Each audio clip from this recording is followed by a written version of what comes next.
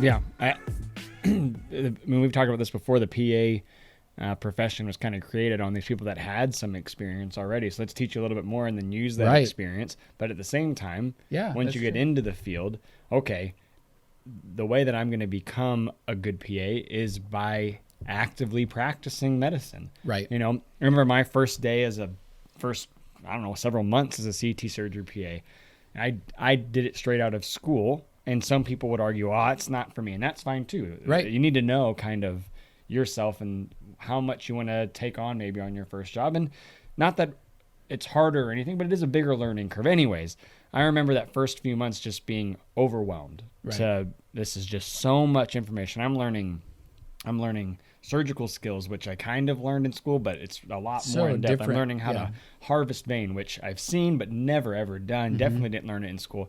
Then I'm trying to learn the knowledge that I learned in school on how to round on patients, do clinic, things like that, okay, I should know this, but it's still, now I'm actually having to learn how to use that knowledge. You put it all together and it was like, wow, this is a lot. So, okay, let's focus on one thing at a time. Right. Okay, we're going to focus on the OR. All right, I'm going to master that. Then I'm going to focus on this other thing and break it down more simplistic. But that experience over the first several months to first year or so is really what will allow you to become a great PA, in my opinion. The school is one thing, but then on the job experience or rotations is where you really gain that confidence and that knowledge to be a good PA. So rotations are a great kind of introduction or a bridge, but you know, your first 6 to 12 months working as a PA is huge.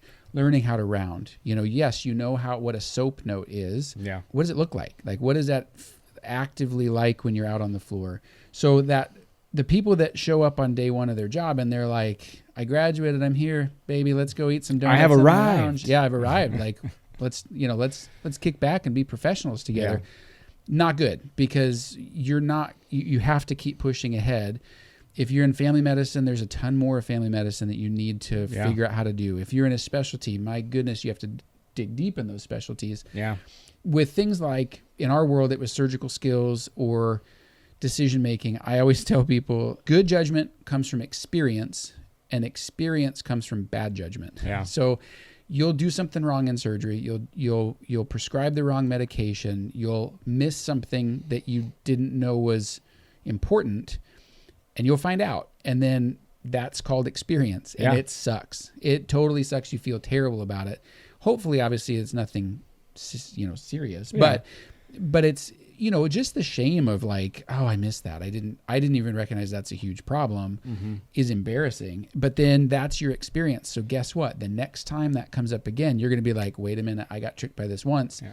I'm not going to do that again. And those things are like exponential the longer you've been working. So the first 6 months, you'll have a little bit. Next 6 months, you'll have a lot more. And as you get more and more independent, now it's just every day there's something that comes up that I'm like, good to know. Okay. Yeah. Moving on. I think the important part is be humble about it, right? That's huge, right? So showing up and thinking that you've got everything figured out, or actually what I see more often is people that don't want to admit that they didn't know it. So they kind of fake that they knew it, or, you did not do this, but other people Probably that did. No, I don't think you did, but if a lot of times I would point things out, and we've talked about this in another video. I will link it up here. Things not to do in your rotations, but people are like, yeah, I know. Yeah. But you did it, so that makes me think you didn't know. Yeah. And people are so worried about their impression or their reputation that they will fake something, and that's not helpful. You're not going to learn from that. So don't be so arrogant to think I knew that, or you're wrong and I'm right.